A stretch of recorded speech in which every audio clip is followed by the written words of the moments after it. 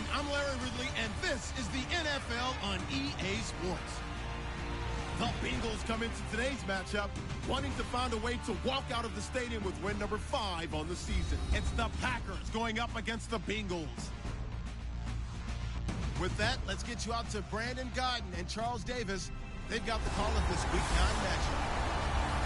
Larry, we are in the place the folks here call the Jungle, and that's Paul Brown Stadium in Cincinnati. Today, it's a Week 9 matchup set to go here between the Green Bay Packers and the Cincinnati Bengals. Hi again, everyone. I'm Brandon Godden. To my left, Charles Davis. And, Charles, you focus on this Bengal team entering play. Now, losers their last time out, so they'll look to make amends here. And one of the best ways you can do that is to be at home, and they are. They're going to try and ride that home crowd and that win.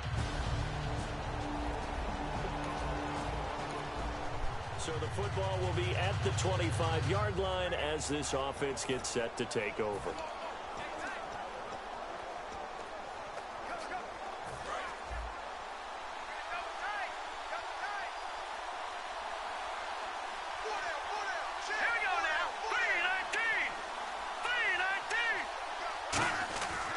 Try and start this drive in the air. Quick hitter here, it's complete. It's a loss of a yard there, and now second down. So a look here at the key inactives, and we got this list before the game down on the field. They tell us the same thing every time, don't they? Next man up. No excuses. Be ready to play. That's the mantra of every organization. The key is having guys on the roster who are capable of filling in and playing at a high level. That's when you know you've drafted well, scouted free agents well, and stocked your team just the way you're supposed to. The reception good for 7. It's third down. And he's already got 2 catches on the opening drive. They know he's going to be a handful. And sometimes you game plan for that offensively. You want to make sure that guy touches the ball, and sometimes it just happens naturally. And then you change your game plan. When he has the hot hand, you keep going back to him because he's running routes with confidence as the game goes on. Back to throw. And he will find his man on the outside. They stop him for only 3 that time, and that'll bring up 4th down. Obviously, they didn't get everything they wanted on that completion, but they put themselves in a spot where you've got to at least think about going for it.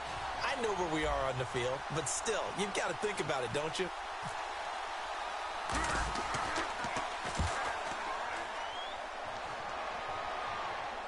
And there's a work of art right there. Out of bounds at the 2-yard line.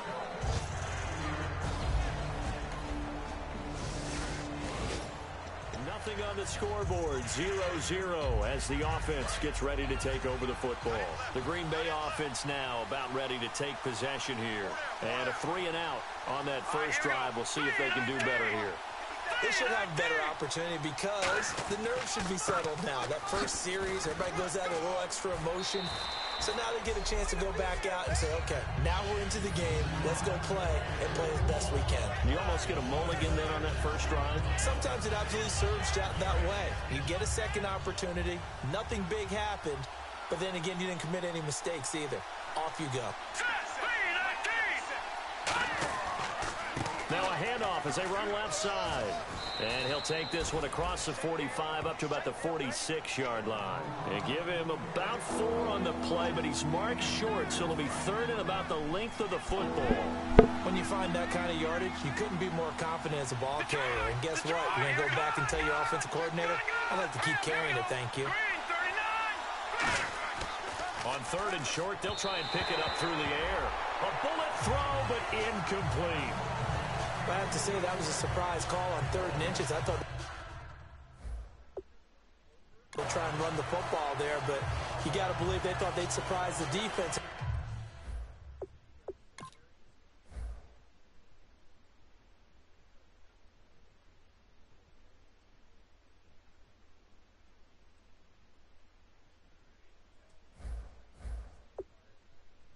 Pick up something downfield, but that one goes incomplete. On now is the Packers punter. On for his second punt. He'd take a repeat of his first.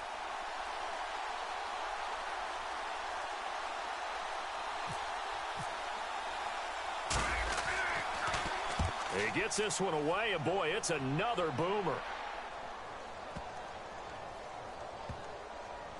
Oh, and what a play on special teams here. This is going to be down inside the 5, all the way down at the 2-yard line.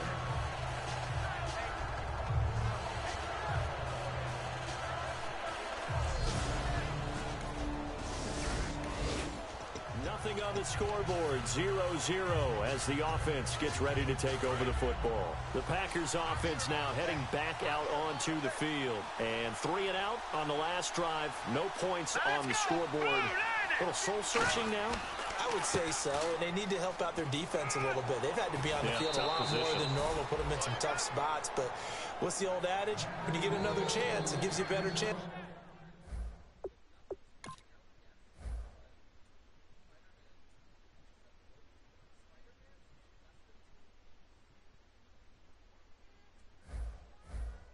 To do it right.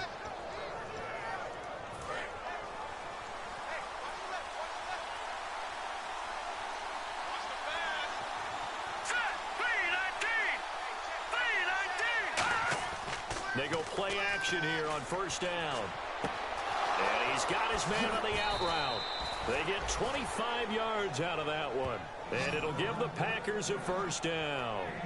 Well, coaches always talk about finding balance on offense. I don't think you get much more balance than this. Big-time run, big-time pass. A 1-2 combination. Looked pretty good. How about that? Let's see if they can continue to take that kind of a punch, though. And now a first down following that long gain. One receiver left, 2 to the right. From the red zone now, they'll look to throw. Firing quickly here, and that's complete. The completion good for 3, and it's second down. When you see zone defense and you know you've got a drag route on as your primary call, you've got to be really careful as a passer about how far you let your guy go because he might wander into some tough coverage.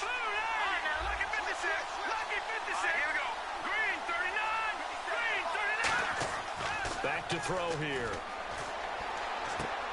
And incomplete on the deep ball.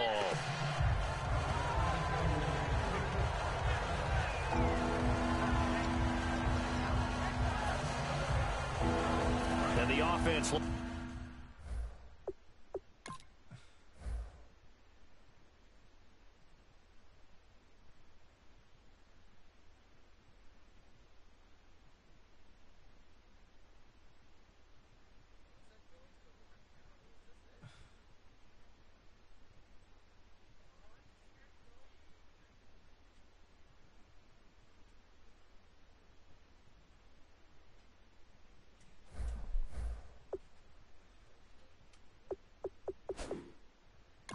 So the ref takes a peek here, wants to see if the receiver had possession and both feet inbounds. If this were a college game, this would be a legal catch. It's the second foot that they're looking at to make sure it gets down. You have to have 2 inbounds in the NFL.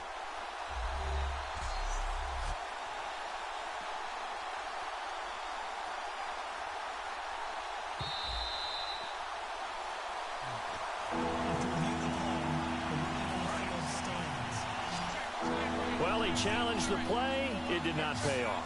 And that means he lost a timeout in that challenge. And as a coach, you hate that. Don't know if you took the advice of the player. You threw it yourself, but it didn't go your way. At the end of the day, it all comes back to the head coach. He has the final determination on whether to actually challenge the play or not. In this case, it didn't pay off for him. And that's got to be so heartbreaking. You throw that flag, you probably feel really confident, and then all of a sudden, boom, you lose the challenge. Yeah, when you take a look at it, you're throwing that flag because you believe you're going to be right. And when it comes back the other way, you have to regroup. So nowhere to go here. He lost the football. And the Bengals have recovered it.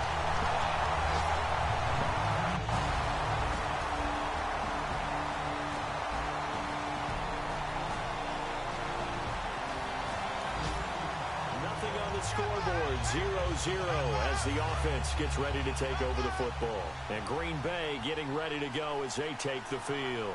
And they'll be looking to atone for last time's mistake of fumbling inside the red zone. Certainly they don't want to do that again. And so much emphasis placed on red zone offense. I mean, you have periods devoted in practice. Nowhere to escape, and he goes down. It'll be a loss of 10. up second.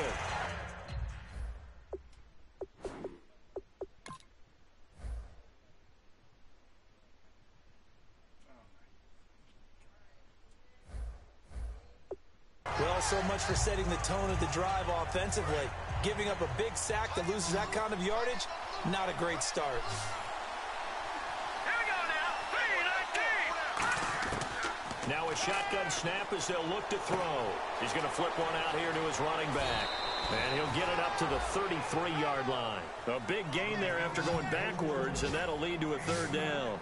And that's one of his advantages of a passer, is it not? With his height, setting back there in the pocket, firing it over the middle, he can really see everything clearly. It is, and I know that other quarterbacks get it done different ways, all right? You don't have to be his height to make a great play, but what he does is he takes away having to make those slide steps in the pocket to find angles to throw the ball through. He just throws right over the top of it because he can see everything, and sometimes that saves time and gets the ball to a receiver quicker.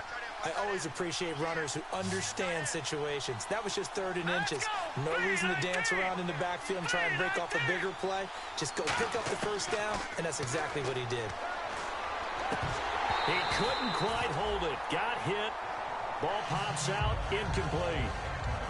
Whenever I see a drop like that, I have to kind of take a step back and check myself a little bit. So used to seeing those big guys make big-time spectacular plays that when they drop one, I have to remind myself, we ask a lot out of these guys. Block and catch the football, not easily done in today's NFL. And he'll muscle his way up to the 43 for a pickup of right around 5. And there's a run to be happy with. Good, solid yardage. He'll take that anytime you hand the ball to a back.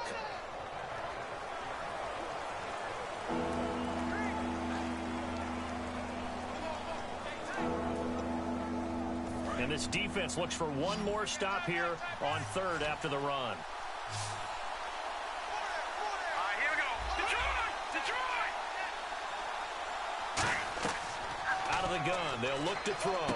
Finding his safety valve here. That's complete. And now the ball's out. Fumble near midfield. But fortunately, he's able to recover his own fumble, and that could have been trouble. On now is the Packers punter as he's on here to punt it away. All I can say about this play is that someone's living right. I mean, he's trying to gain yardage, trying to get upfield. The Bengals bring pressure, and it's blocked. Now they can run with it. He's got daylight.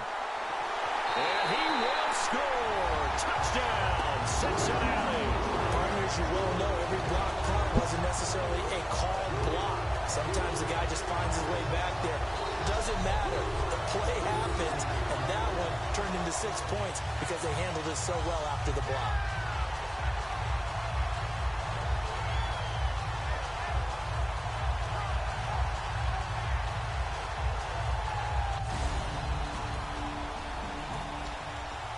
Drop you into the start of this next possession. The score, 7-0. And Green Bay getting ready to go as they take the field. And a tight game after punting last time. See if they can get something going on this drive.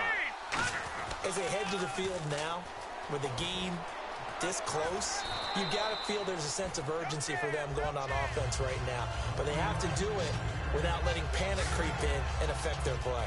I know the toss play begins with the guy taking the snap and turning around and tossing it to the runner. But where the real intrigue is, can they seal the edge? Whether it's an offensive tackle or a tight end in the direction they want to run the football. If they do that, that's the result that you get, that type of a gain. If they don't, oftentimes it's not a very successful play. Going right side here, and that's complete. And all the way down to the 22-yard line. It's a big play that time for the Packers. 52 yards. Coaches really don't care from what position they get this, but run after the catch ability, rack ability, is often the difference between winning and losing and changing field position.